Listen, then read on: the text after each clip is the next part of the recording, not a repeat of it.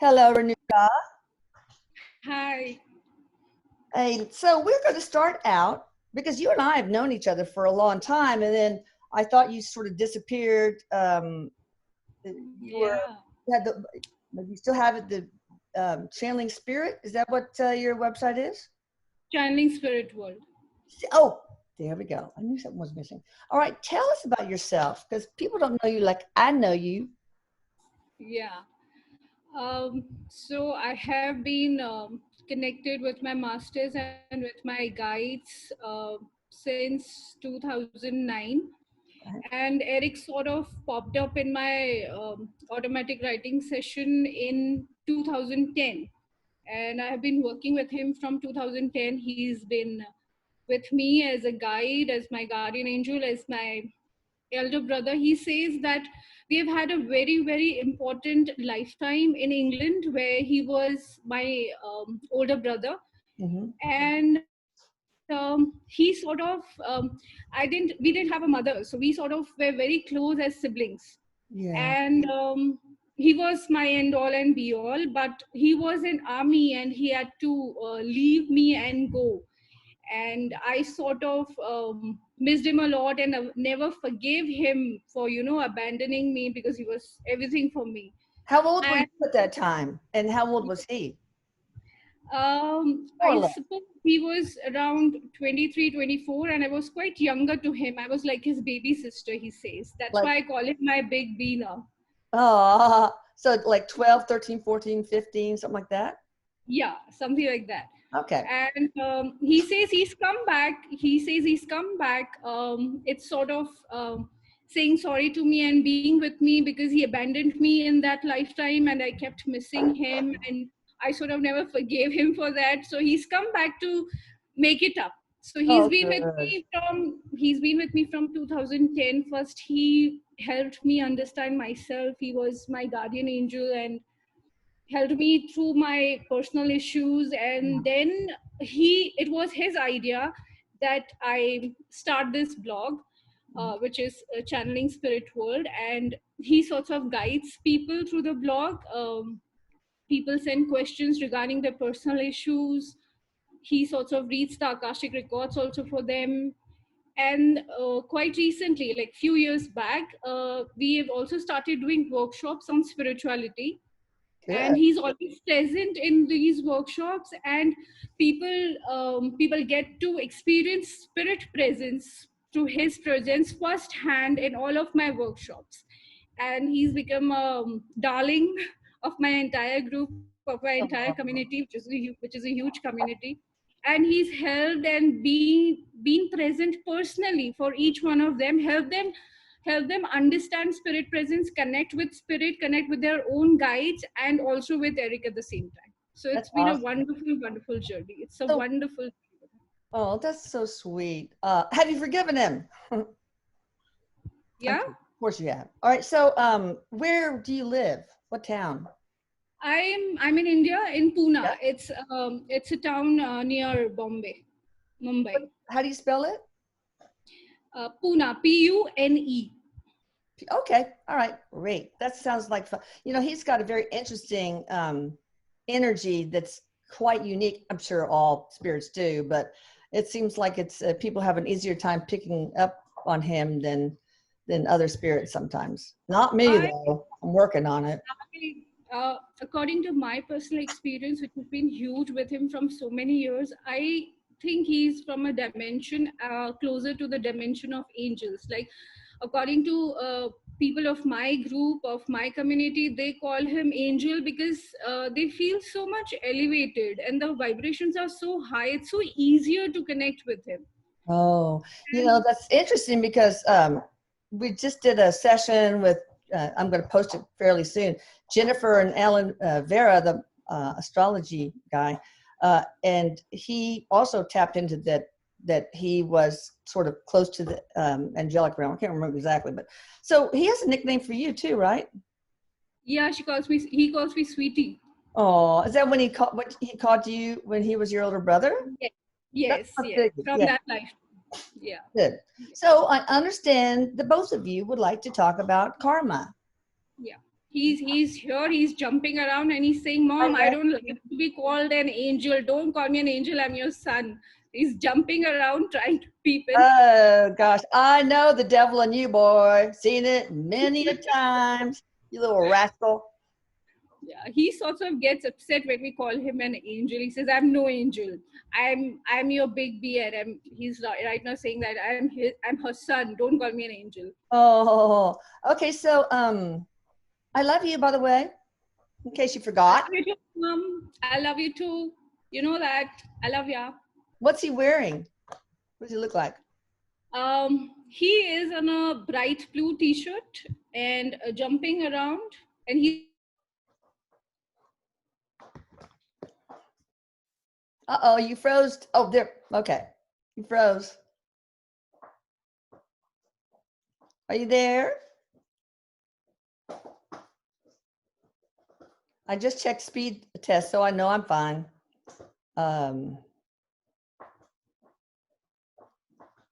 You there, Renuka?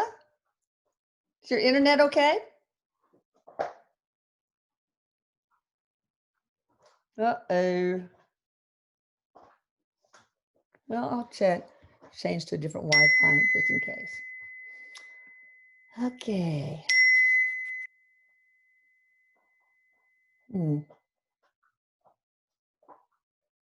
Okay. What's going on? Well, she'll come back in, guys. Let me pause the recording. Oh, no, there she is. Okay. All right. Now we're going to talk about karma.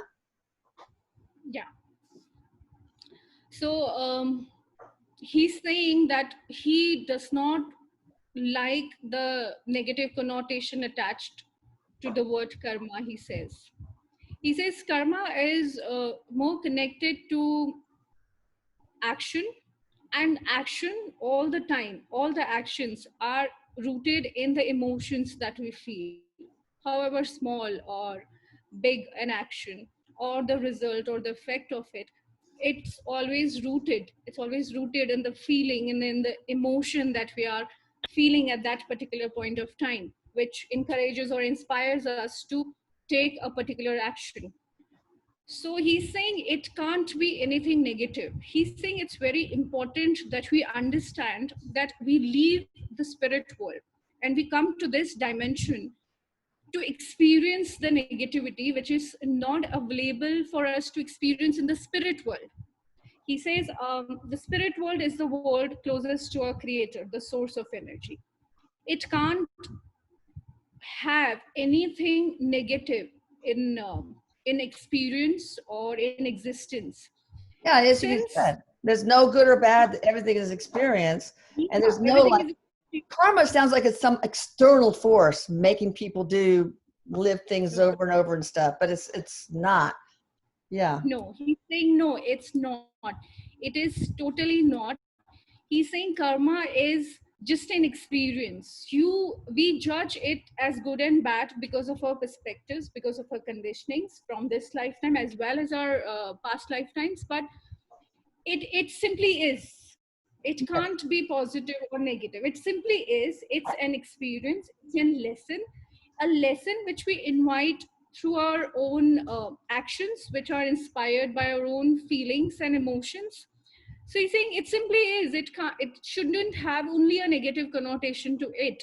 And even if it's a so-called negative experience or so-called negative karma, it does gives us a chance and experience to learn from the negative reality that will create because of it. And that's the essence of every soul reincarnating in this dimension of learning, of experiencing. Yeah. So you see, all these experiences which we call as so-called as negative, these are not available to us in the spirit world because it's a positive world. It's a world of spirit. We don't have such experiences in that higher level of vibrations and dimension, and that's why our soul chooses to reincarnate in this physical world, in this dimension, which is a heavier reflection, a heavier mirror of the original world. Yeah. And that's why most of the lessons that we'll be learning here will be stemmed from these so-called negative experiences which are not available over there. And it sort of completes the learning and the experience of our spirit. So he's sort of giving me vision that this is the spirit world, it's the original world, and there is no good and bad, it's just Yeah. is. And then the opposite of it is our physical world, the earth, which we come to experience so that we understand the experience completely of this positive world. So it's like it's the opposites.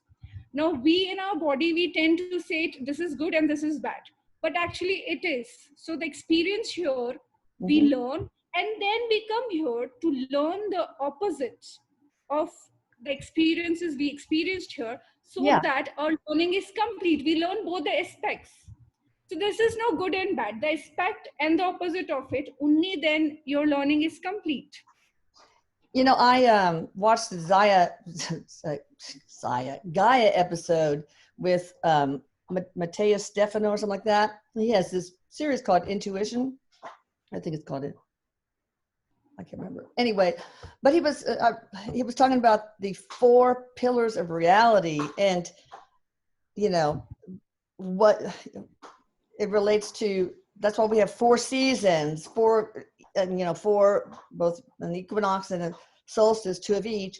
And he says that we go through this cycle and it ends up with transcendence, which in 3D is death. Okay, but in the spirit world, it's, you know, you're fully evolved, I guess.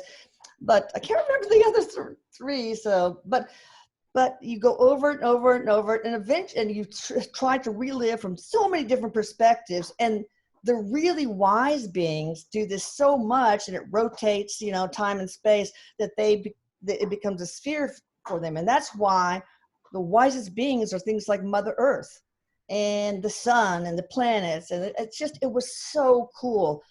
He was some being from another planet like 6 million years ago. I don't know, but he's very cute. Oh my God.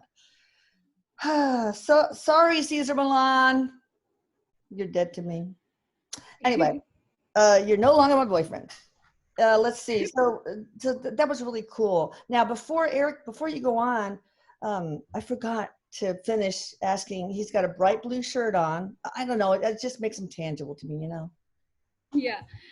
He has a bright blue t-shirt, and he Oh. sort of has a jeans, a faded jeans kind of a thing, and he's wearing a cap, a white one, but it's like, you know, front back.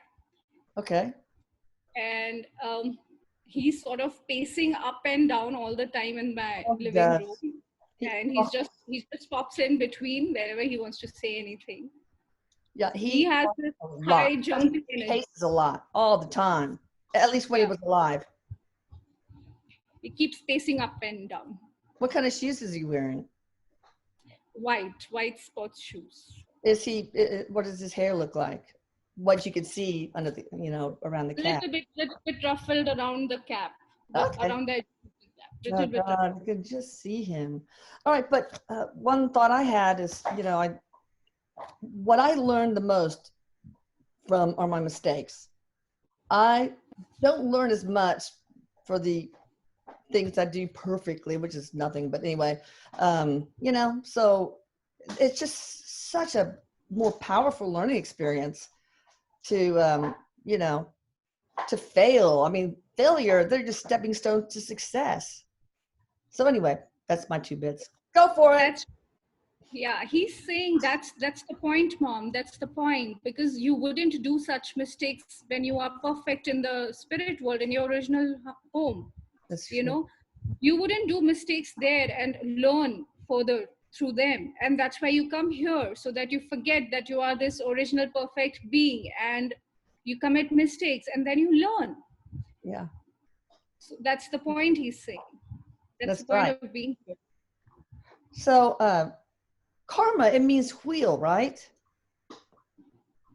Karma, he says karma is, yes, there's a wheel, and so he says every action has a reaction. Yes. Karma is essentially action, and like he said, that action springs from your feelings, from the emotions, from the conditionings which lead you to feel those feelings. So, and feelings lead to action, action leads to a reality. So he says, yes, karma is a reality because karma essentially means action, action leads to a reaction, and that reaction has some other reaction, and yes, it's a wheel, it's a circle. It's more like what goes around comes around, but he says, I don't want a negative connotation to it, Yeah, because that because sounds like you're being punished. Yeah. yeah, no. But even if you do good, good will come back. You're essentially creating a reality for yourself. When you feel good, you do good, and you attract good. So it is essentially a wheel. The good in quotes. Yeah. Good in quotes. So-called good.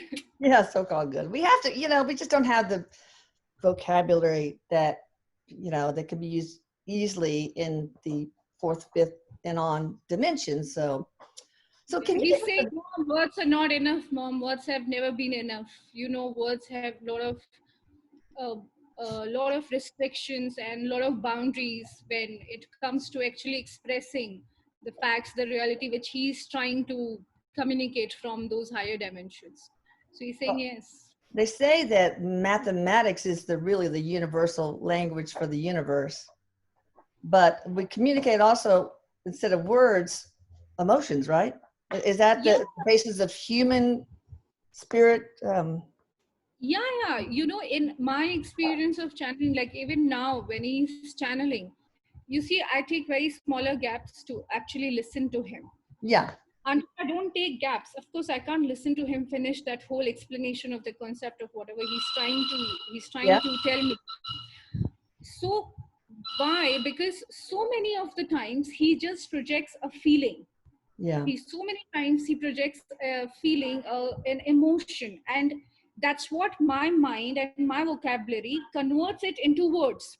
Now, whatever he's projecting, the feeling or the emotion, I might not have that perfect vocabulary or a perfect expression to the emotion that he's communicating, but I do my best, and that's what most of the mediums do. They interact with feelings and emotions, Wow. and of course, the words and vocabulary are ours, but yes, it's restricted. It's quite limited to the medium.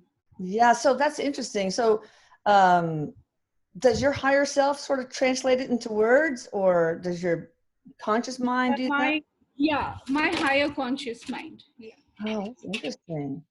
All right, give me an example of something he's done, an emotion he sent you to be translated here, even in this session. Uh, when he was pacing up and down, and I Uh-huh. knew he sort of sent me a wave of excitement that he's Wow. excited for my first session with you because he's been nudging me from years to, associate with your blog, associate with you, because we are so close, and the channeling Erik blog is so close to him, and he has always been pushing me to do that. So he sent me that wave of excitement and happiness that it's actually happening. Oh, that's great. That I felt it myself, and it was sort of a realization, a very quick realization, an immediate realization that how much it meant to him, and otherwise I didn't know because I was not putting so many efforts into it.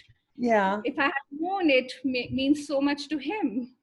All right, does he ever send you like images? Lots. Erik is known to work with metaphors, with images while working with my group. So I hold these monthly workshops, and he's always present there. And the most important activity in these workshops are connecting with Erik for guidance. How he guides is we have to go within, focus on our breath, and be in the present moment, meditate. And he sort of connects with us, and he sends an image on our third eye.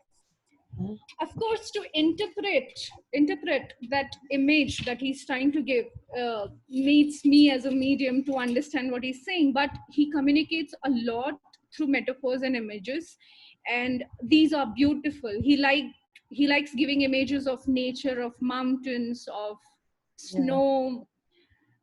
It's beautiful, No, but he he's always really good with manages metaphors. Very good he with always metaphors. very good. He always manages to convey a deeper meaning, a deeper guidance. Like, I can give you an example. It was quite an hilarious one. I was conducting this retreat, and I had this young man who sort of went within, and Erik was trying to communicate with him. And came out and he explained me the vision. He said, Eric was with me. I saw a vision where Eric was with me, and we were running through the streets of my city, through the mountains, through the skies, and back again on the streets. And there is traffic, and we are running, and we are running, and we are running, and there is no end. And suddenly, I get so tired, and he says, "Okay, you're tired now. Go back." And we were all laughing, and we like, what is he trying to say? And when I connected with him, That's so uh, cool. he said, when we connected with him, he said, what I'm trying to say is, stop running through life, slow down, Wow. stop running through life, live life. You're running through life, you're not living life, you need to slow down. And be in the That, present. yeah, that was hilarious. Yeah, but it just makes everything so much easier to understand because, like you said, vocabulary is so limiting.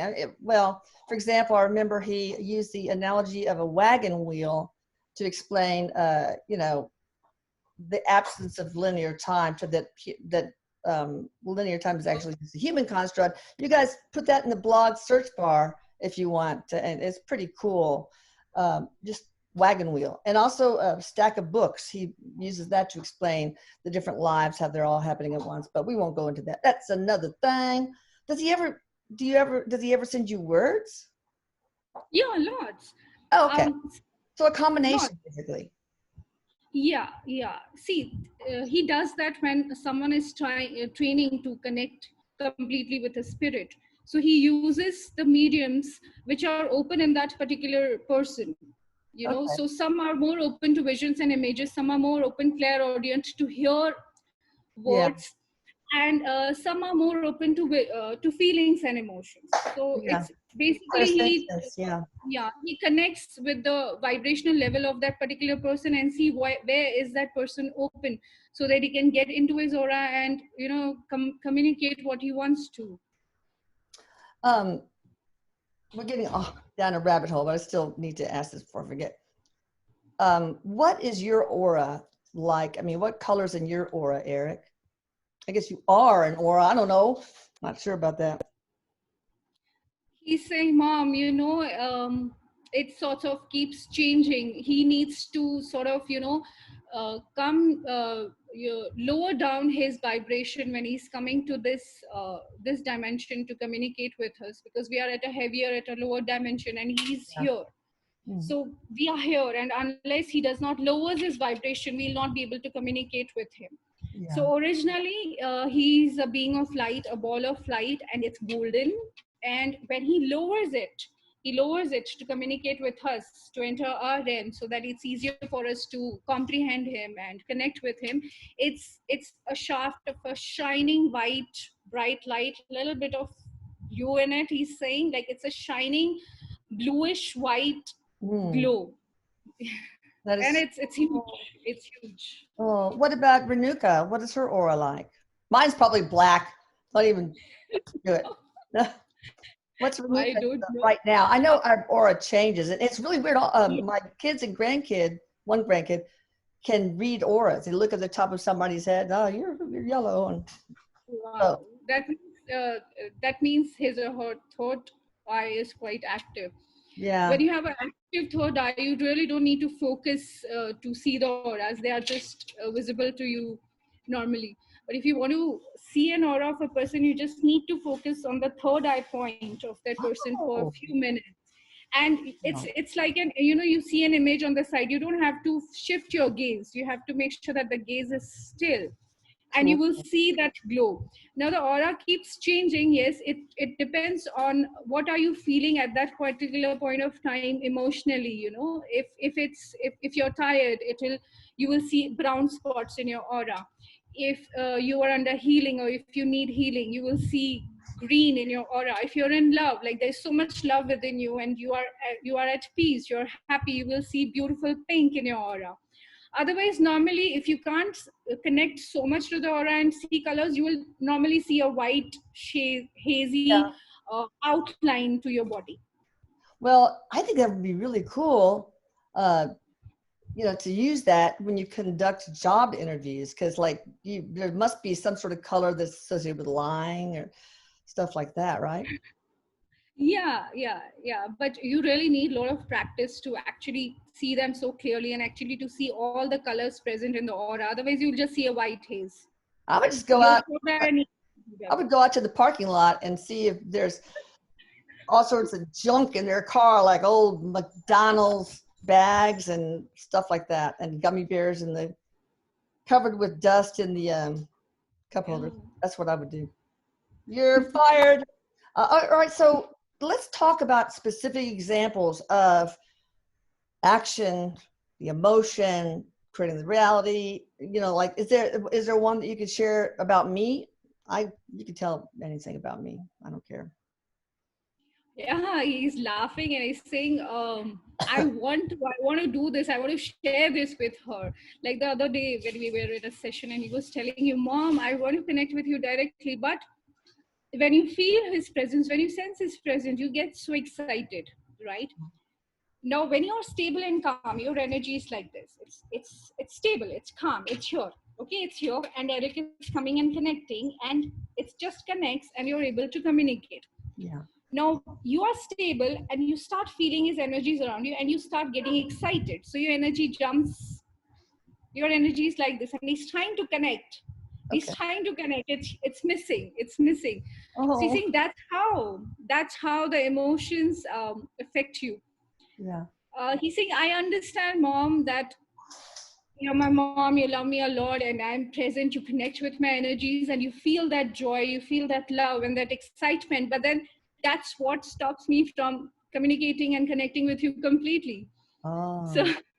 So I need to just do the breathing exercises that I've been practicing. yeah. So All even right. after feeling energies, because you're used to, you have sort of gained a more stable control on your breathing and on your state of mind. You will still be able to keep it stable. You'll still be able to keep your vibration stable, even though you're happy that he's around. And then he'll be able to connect with you, communicate with you that much more powerfully and fully. Okay. All right. Well, let's use something, a tangible example too, with karma. And say you get robbed or mugged on the street. Can you tell me about the whole action, emotion, blah, blah, blah, or from the victim standpoint or from the perpetrator's standpoint? It doesn't make any difference. Yeah. So he says, Mom, you need to understand that karma comes from our past lives also.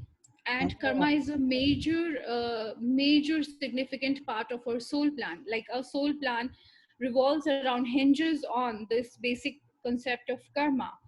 And karma, because it's emotion, it's basically relationships where you will experience, because it's, you will feel not with a situation but with a person in a relationship. So karma comes from that action, comes from that feeling and emotion, and feelings and emotions are present mostly in relationships. So he's saying it's karma basically comes from past life also. So it's already destined, it's already planned, it's already included in your soul plan, and you have chosen that at this particular point of time, I'll get into a relationship with this person, I'll meet this person, and that the an incomplete karma with that person will make me feel something, and based on that feeling I'll do that action, and that action will create that reality which will balance the karmas between Okay. the soul. So karma is basically an experience. So if you and me were connected in a life, he says you and me were connected in a lifetime. Let me explain where my relationship with Erik is concerned.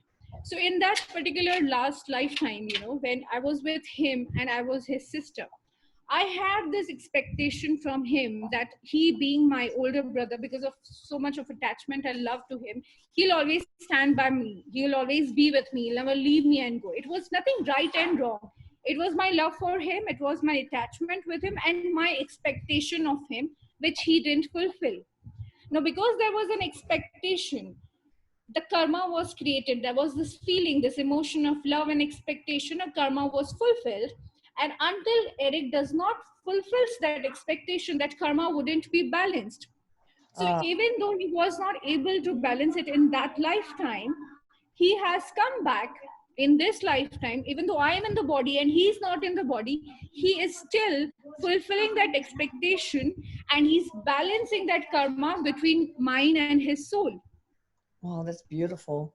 Well, I think one pattern that I've had throughout my life is people who I unconditionally help sometimes betray me. And I think that's a karma thing that's trying to balance itself out. Now, so the action is betrayal, or is it my sense of resentment? What would it be? He says, Mom, there are two aspects to it, which you wouldn't know while being in the body. So there are two aspects, two bases to why you chose to be betrayed. He's saying it's very important you understand that that you have chosen to be betrayed, and that's why it's happening to you. Nothing happens against your will. Oh no, I It's agree. all connected to your soul plan. So when you chose as a soul, when you were writing and drawing your soul plan, and when you chose this person will betray me, it was because of two reasons. One is you might have betrayed that person in one lifetime and given him or her that experience, and that soul had learned from that experience and grown. And that's why in this lifetime, they are returning that experience to you so that you learn from that experience and grow. That's one reason. Of course, you learn a lot, when you're betrayed. You learn to let go, you learn to detach, you learn to not Energy, oh, judge. God, yeah. Forgive, to forgive. You have to forgiveness. That's the one part. The second part, the second reason could be just balancing the experience and learning. You might not, that person might not have, you might not have betrayed that person, but you still choose to be betrayed by that person because that person is your friend on a soul level, and Uh-huh. you needed to learn forgiveness. And even though that experience was not initially between you both, but because that soul is your soulmate, is your friend, they choose to come as an enemy and betray you so that your soul learns and grows irrespective of the karma between you. So Wow. one is the karmic balancing aspect, and the other is just helping you to learn from that negative experience and grow. Now, of course, it probably is, all of our lives, past, present, and future, are happening in right now. At once. So there's could like betrayal be a bleed through from another life, past or future, that is re-triggering those karmic lessons? Is that how? Yes. Okay. Yeah, because uh, Eric is saying you need to know, Mom, that it's a journey forward. It's a journey forward, and you can't move forward if you don't accumulate new lessons and you don't grow. You will be stuck at that same level if you're not evolving, and you don't evolve until you don't learn, until you don't grow. So yes, the soul triggers those lessons when the time for your growth is right, so that you move ahead on that linear timeline also. Okay. So so basically, if there's a person that I cannot forget, have not yet forgiven, that's whole contract is going to be put back into another life. Yes, and that would be more difficult the next life, because at the level of difficulty which it was presented to you, you couldn't learn that lesson. And Yeah. next time the lesson will come with a higher degree of difficulty for to make sure that you learn out of it. It will be repeated. Yeah. So it's like the universe is like, we'll tap you with a feather, don't learn it, tap you with a ball peen hammer, don't learn it, blah, blah, blah, blah. Boom, sledgehammer. Eventually, Yeah, you get it. yeah, So exactly. I find that one of the most important lessons, I guess any soul, any human can experience or try to learn from, is letting go. And I think that's why forgiveness is so difficult, because that is a form of surrendering. So that's a huge part of karma, really. I think it's got to be one of the bigger ones, maybe.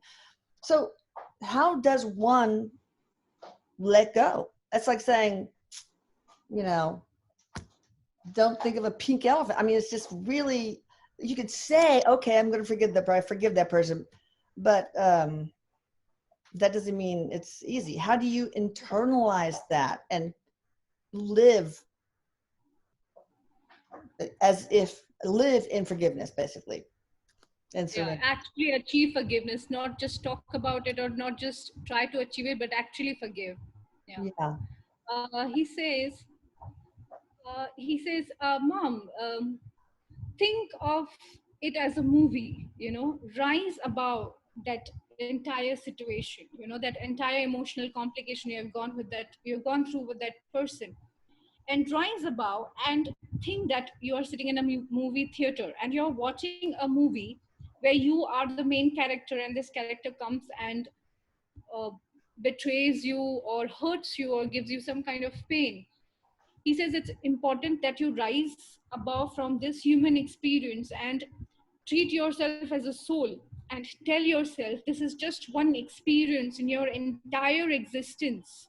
Okay, this is just one lifetime and a very small experience of this entire existence, and you're a soul and no one can hurt you until you don't choose to get hurt. And when you look at it as a movie, like, when you watch a movie, you sort of connect with the emotions and feelings of the characters on the screen.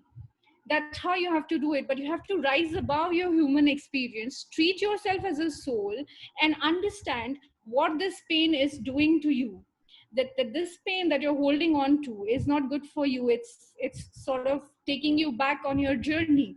And so, Yeah. for not for the other person, not for the other person, but for yourself, for the sake of your soul, for the sake of your own growth, you will be able to forgive if you rise above the emotions and the human experience that you're going through right now. Of course, it wouldn't happen in one at once, but you have to keep training yourself to rise above that experience, see Yeah. yourself as a soul and not as a body, and see yourself going through such many experiences throughout your entire huge existence, and find that forgiveness within you. That's amazing, Eric. And sometimes I will use it's all so much is about just shifting perspective a little bit, like you said, like movie theater. But also, one I like to use and share with others is We, just being we, like a game of chess where you can look at yourself as one of the pawns being shoved around by the yeah, other like the uh, king, the queen, he, or you can rise above it and be the chess yes. player that's making He's the saying, he's saying that's the point, Mom. That's the point. Like, you are a pawn of your emotions, and you have to stop emotions controlling you and clouding your judgment about what is good for your soul. It's not about the mind and the body. He's saying what is good for your soul and what is not good for your soul. You're stuck in a situation that can't obviously be good for your soul, and you are the pawn of your emotions. So once you rise above those emotions which are keeping you stuck in that particular pain and that particular hurt, you'll be able to let go. yeah, of course. And like another example is here's what I did with my parents who were so abusive. I I became the chess player, so to speak, and I looked for the teachable moments in that whole thing. And once I found them, then I realized that I should express gratitude for it, because I learned how to be more assertive, more loving, more nurturing. It probably ended up making me a better mother. So then I was able to say thank you so much, universe and dad and mom, and then let it go. So that works for me a lot. Have you ever read the little Soul in the Sun by Neil Yes, Donald Walsh? yes, I have. Yes, yes, I Oh have. wow! Yes. You guys can Google that. It's online for free, but it is beautiful. And I think about that sometimes too, because the little soul says, "I want to learn how to forgive," and then one of the other souls decided, "Okay, I'll betray you, but in the next life, but please That's don't that's forget. what Eric calls. Please don't That's what forget." And That's karma. That's karma. Our soul suddenly decided that you need to learn something and took that responsibility to create an experience, a reality for you so that you learn and grow. So when that soul helps you, a karma is built between you and that soul, and you need to give that experience back to that soul so that that soul also learns and grows on its forward journey. So it's balancing of help. which we actually call karma. That's why he does not like a negative connotation to karma. It's like he's like, we do things in a negative way because this dimension is such, but we all are learning, we are all on the same journey. And when we are betraying, when sort of negative experiences we are giving to each other, we are learning. And Exactly. how it is negative, if you are helping each other to learn and grow as a soul, how can it be negative? So everything from the fourth, fifth dimension on is a good experience as long as you're Yeah. learning. So, but it's Yeah. a very, very sweet. Oh, it's so sad when the relationship villain, I guess you would say, just said, please don't, please forgive me. Don't forget what we're agreeing to here. So, but anyway, Neil Donald Walsh, The Little Sun and the Soul. You guys write it down and read it. Okay, so what is Dharma? He says, if karma is action and there is no positive and negative connotation to it, dharma is your duty as a soul. So before reincarnating, you choose a soul plan and you choose relationships, and that particular scope of relationship has certain actions already prescribed, or already predetermined to the nature of the relationship, and that's what we call dharma. So if you are a parent, it's your dharma, it's your duty to nurture your children, to provide them for whatever they need in their journey, and you can't not do it, and you can't not base that dharma or that part of duty on any expectations from them. So irrespective of what they do to you, you have your dharma predetermined, and there is no option or no choice to get out of it. You have to do it. So when you What about, choose to yeah. bring a soul, when you choose to bring a soul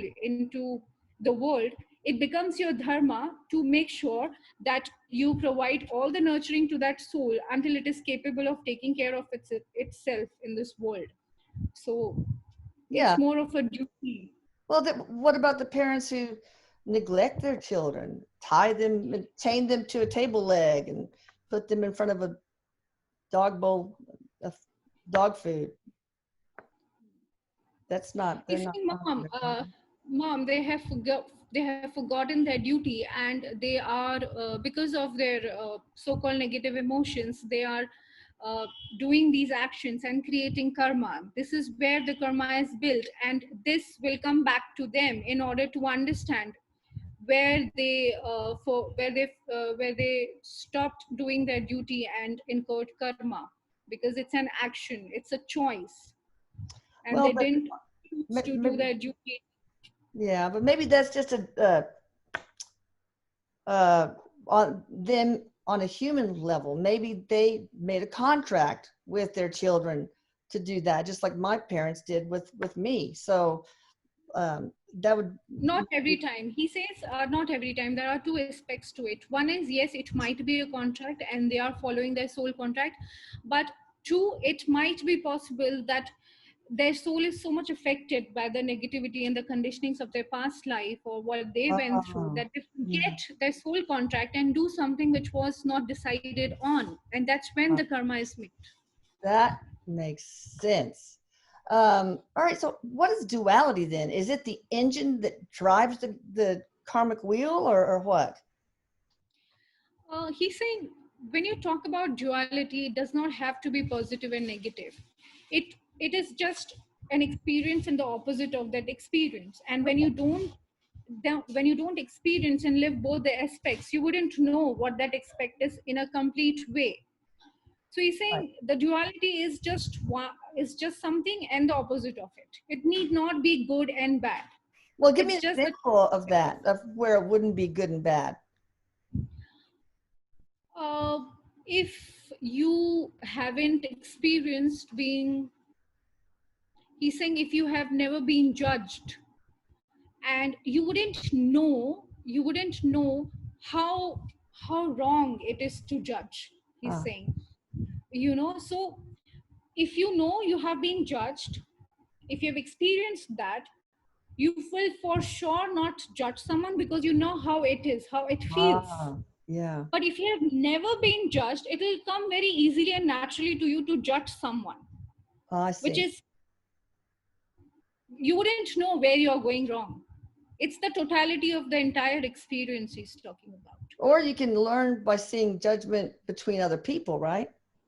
Yes. But he says, Mom, how many of us do learn by observation?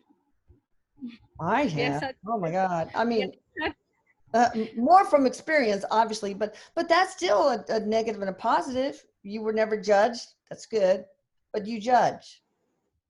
That's bad. Bad. Yeah. Yeah. Yeah. So he's saying it's just experiencing both the sides to it so that you understand the entirety of its definition. And that's what our existence here also means, to understand and experience your complete essence, your complete positive being. It was very important for us to come down here to Yeah. experience the opposite effect. Now, we might call it negative according to our conditionings and experience, but it's just the opposite of what we have experienced as being our I original see. form. I gotcha. Okay. And when we go back, we actually understand who we are, even in our original form, because we have experienced who we are not in our original form. Oh, so I get it. So it's good that we were never judged, but it's only bad for the people who we judge. It's not, we don't feel like, okay, so We wouldn't know what it is. it's not that duality in for us. Yes. Yeah, okay, that makes sense. All right. Anything else you want to say? And then we'll get Renuka to share her information. Erik, anything else you want before we close out? He's saying, Mom, I want everyone to understand that karma brings lessons. We choose karma, and that's the major part of our soul plan, and we act, and if we are connected to our inner selves, if we are connected to our souls, we act as per our soul plans, and we might have decided that we'll do something so called bad, and we will do it. But if the opposite soul is learning from that so called bad, how is it a bad karma? Because you're actually helping a soul to grow and move ahead. Similarly, if the opposite person has chosen the so called bad to do to you and you're learning and growing, how is karma bad? So he wants that negative Yes. connotation out of that karmic concept, and he says take karma as lessons. Okay. Learn, So don't get negative and bitter. what would you, if we could do away with the word karma, what would you replace it with? Lessons. Lessons, spiritual lessons, or yeah, okay. I like that. As long as there's no homework, it probably is. I know there is. All right. So Renuka, well, thank you, Erik. I love you very much. And Renuka, do you want to share how people can get in touch with you or any other information like when's your next workshop, et cetera, et cetera? uh, I just would like to talk about my blog. They can always visit my blog. There are readings where you can get in touch with Erik. There are workshops listed where you can attend those workshops online and get in touch with Erik Oh, through those good. workshops. But the basic essence of these workshops are only spiritual growth, accessing soul plans, accessing Akashic records, understanding our purpose here. That's the point of being here.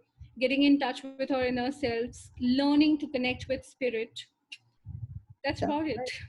So it's channelingspiritworld.com. Yeah. All right. Well, this was wonderful. I learned a lot. I hope you guys did too. Please hit the notification bell so you don't miss anything in the future. And please subscribe for the same reason. All right. Love you guys. Bye. Bye, Renuka. Bye. Bye, Erik.